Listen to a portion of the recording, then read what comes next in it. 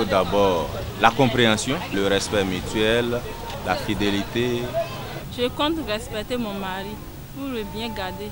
Tout comme Abdoulaye et son épouse Wassila, Aliou ne cache pas son bonheur de convoler en juste noces avec Mounira en cette veille de Ramadan, période par excellence de célébration des mariages dans les lieux de culte musulmans de Parakou qui ne désemplissent pas. On va vivre normalement comme ça a été. Puisqu'on s'est aimé avant de se marier, l'amour continue. En moyenne, 3 voire 4 mariages célébrés au quotidien dans les mosquées d'arrondissement, les chiffres font sursauter les profanes à l'opposé des fidèles qui y voient plutôt un acte de foi. Le mariage est sacré pour la femme.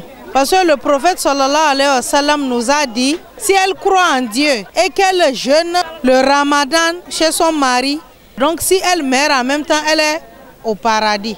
Donc comme nous tous on veut paradis, là, la femme se précipite à aller faire le ramadan chez son mari.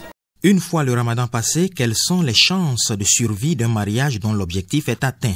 C'est bien là l'autre versant du sujet à donner le tournis lorsqu'on s'intéresse au nombre élevé de couples divorcés après la période de jeûne. Le prophète sallallahu alayhi wa sallam a dit à ce propos que Allah subhanahu wa ta'ala a maudit les goûteux et les goûteuses.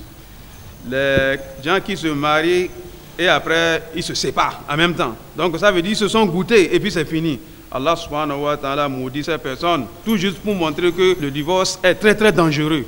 Les rares situations où l'islam autorise le divorce sont connues. De l'infidélité ou de la rébellion ou encore de manque de respect à outrance. Donc c'est dans ces situations qu'on peut voir si c'est le divorce qui serait la solution. Quelle que soit la forme que prend le mariage, lorsqu'il est décidé comme ça de façon précipitée, il y a que les gens ne sont pas forcément préparés. Et au lendemain du mariage, déjà, ils se rendent compte de ce qu'ils ne se connaissent pas vraiment. L'homme peut découvrir que sa femme est une femme gaspillade, comme on le dit. La femme peut découvrir que son homme était un éthylique qui a caché cela, qui a dissimulé cela au corps social juste pour être en phase avec la religion musulmane à un moment donné. Et donc, après le jeûne, les anciennes habitudes refont surface.